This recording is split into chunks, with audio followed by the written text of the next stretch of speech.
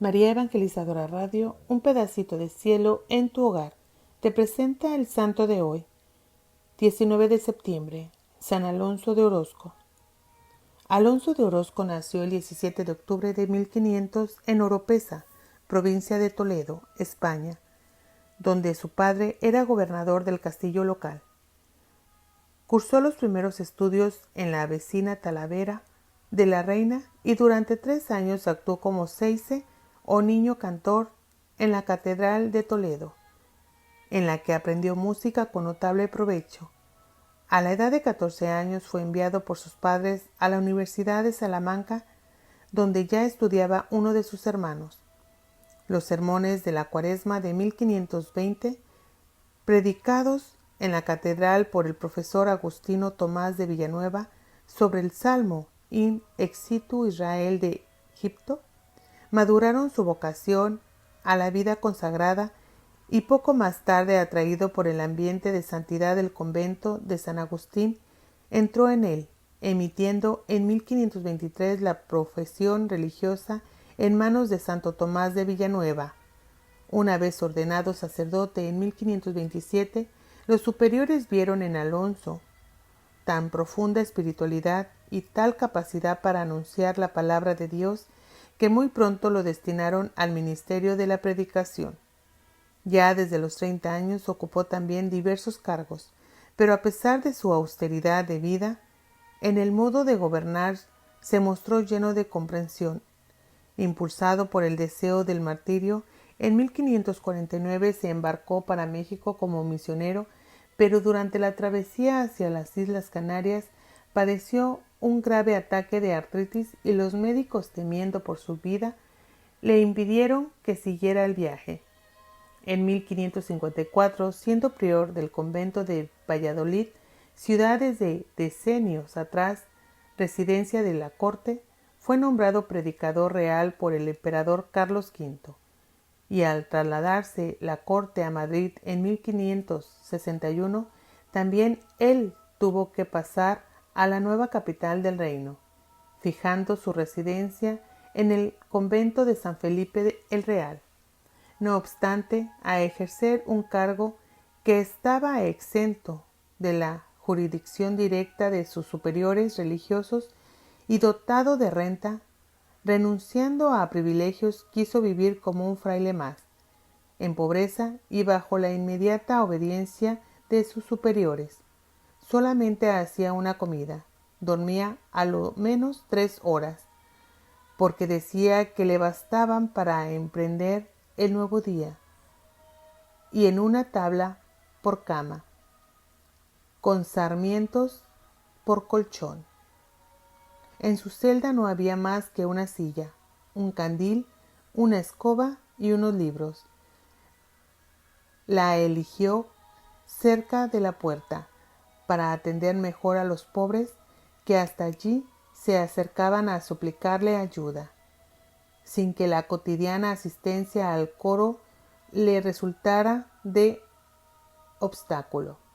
Además de cumplir con sus obligaciones como predicador regio, visitaba a los enfermos en los hospitales, a los encarcelados en las prisiones y a los pobres en las calles y en sus casas.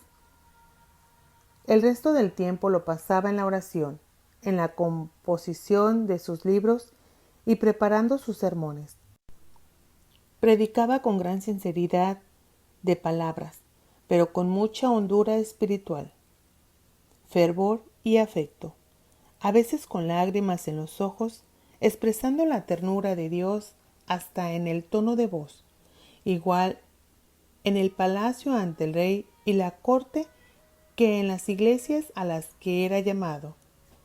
Gozó de gran popularidad entre los más diversos ambientes sociales. Personajes de la sociedad y de la cultura testificaron en su proceso de canonización, tales como la infanta Isabel Clara Eugenia, los duques de Alba y de Lerma, los literatos López de Vega, Francisco de Quevedo y Gil González Dávila. El trato con las clases elevadas no le desvió de su sencillo estilo de vida. Su fama se extendió por todo Madrid. El pueblo, que le llamaba Muy a su pesar, el santo de San Felipe. Compuso numerosas obras tanto en latín como en castellano. La simplicidad de sus títulos indica la intención pastoral del autor. Regla de vida cristiana, 1542. Vergel de oración y monte de contemplación, 1544. Memorial de amor santo, 1545. Desposorio espiritual, 1551.